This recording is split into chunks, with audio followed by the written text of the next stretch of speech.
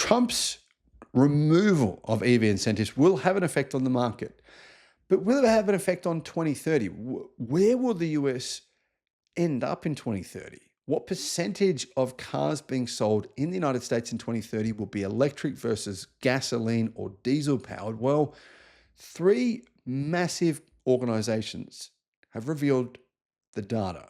They're saying where things will be in 2030, and it's very, very interesting to see what their predictions actually are.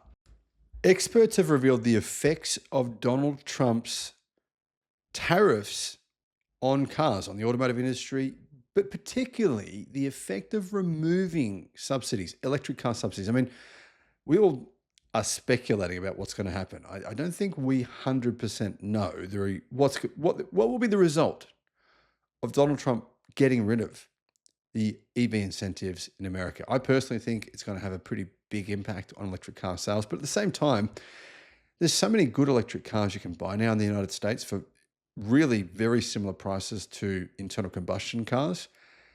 So I'm not sure if this report is accurate, but JD Power, they predicted what's going to happen to EV sales in America. Here's what they have to say. Hello, my friends. Welcome to the channel.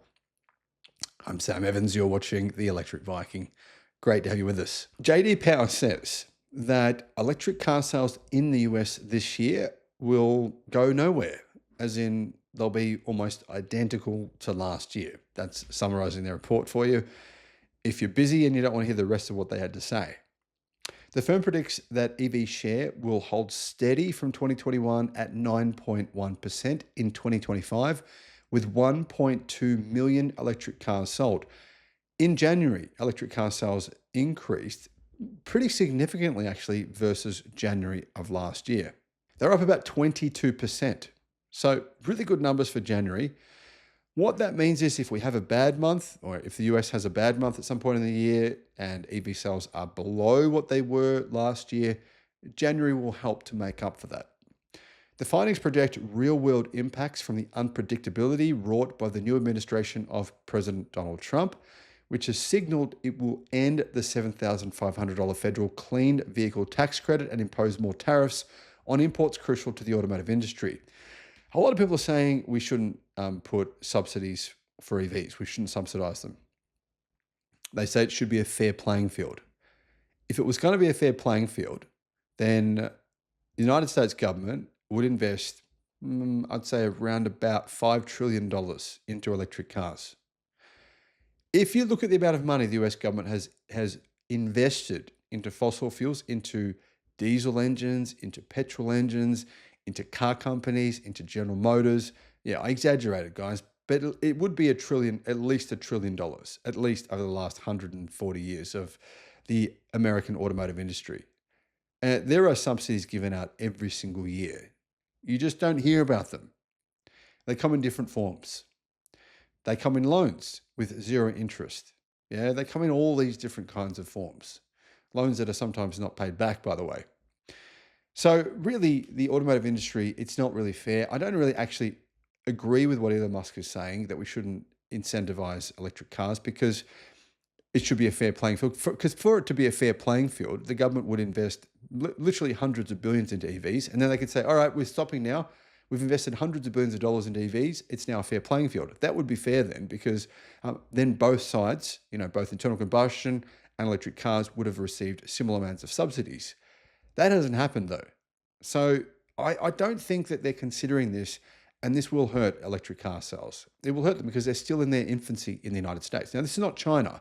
I personally think that if the Chinese government removed all incentives for electric cars, I think the market would stay about where it is, because in China, EVs are a similar price to internal combustion. In China, people are probably more educated about electric cars. They have more choice. There's hundreds of different models. There's many options. There's big cars, small cars, vans, and the prices are really compelling. I just think in China it wouldn't really matter. But in the US, the market is not that mature.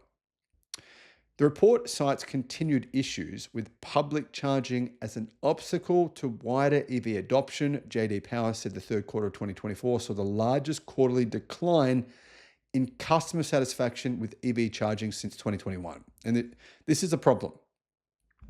These people who are having problems with EV charging, they're telling their friends, and that's not good. So, really, when I do videos criticizing different charging companies in the United States, Electrify America, my intent is to get them to fix it because otherwise it harms EV sales.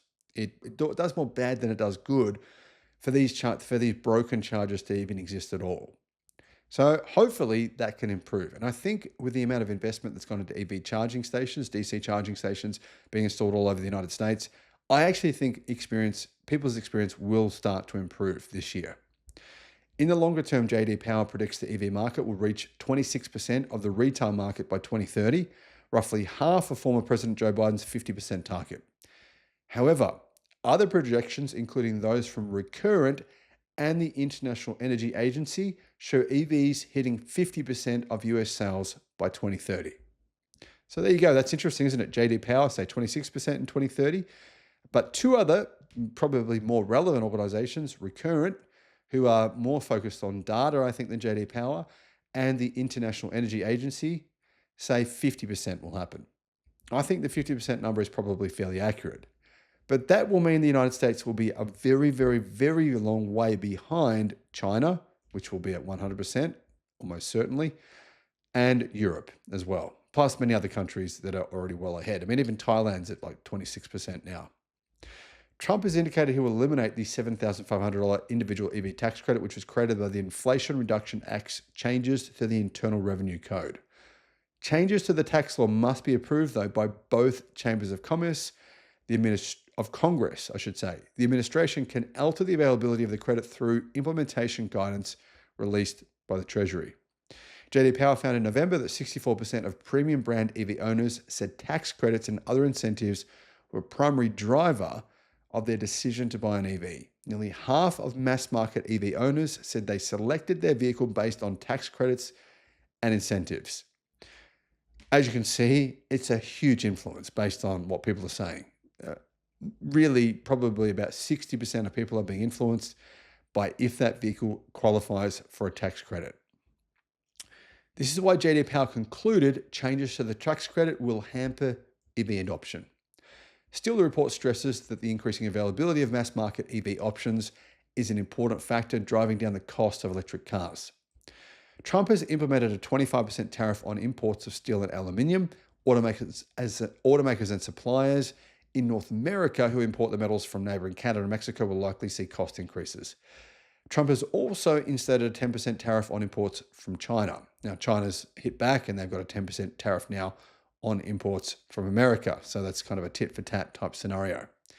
JD Power predicts that these tariffs will have a negative impact on EV sales because high materials costs are likely to drive up vehicle prices.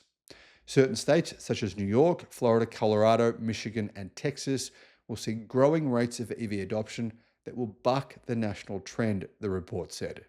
Those states saw strong EV sales in 2024, and JD Power predicts those markets will continue to grow. California had seen the fastest EV sales and adoption in the nation, but the total number of EV registrations there grew by only 5,000 to 387,400 last year, according to the California New Dealers Association, and actually fell 7.5% to 94,274 in the fourth quarter. That is a drop from 102,000 EV registrations in the third quarter. So California is losing some ground. Now, getting back to this prediction, for me, the really interesting thing is where the United States will be in 2030. Who do you agree with? Do you think it'll be the 26% number from JD Power or the 50% number from the International Energy Agency and Recurrent? Let us know what you think in the comments.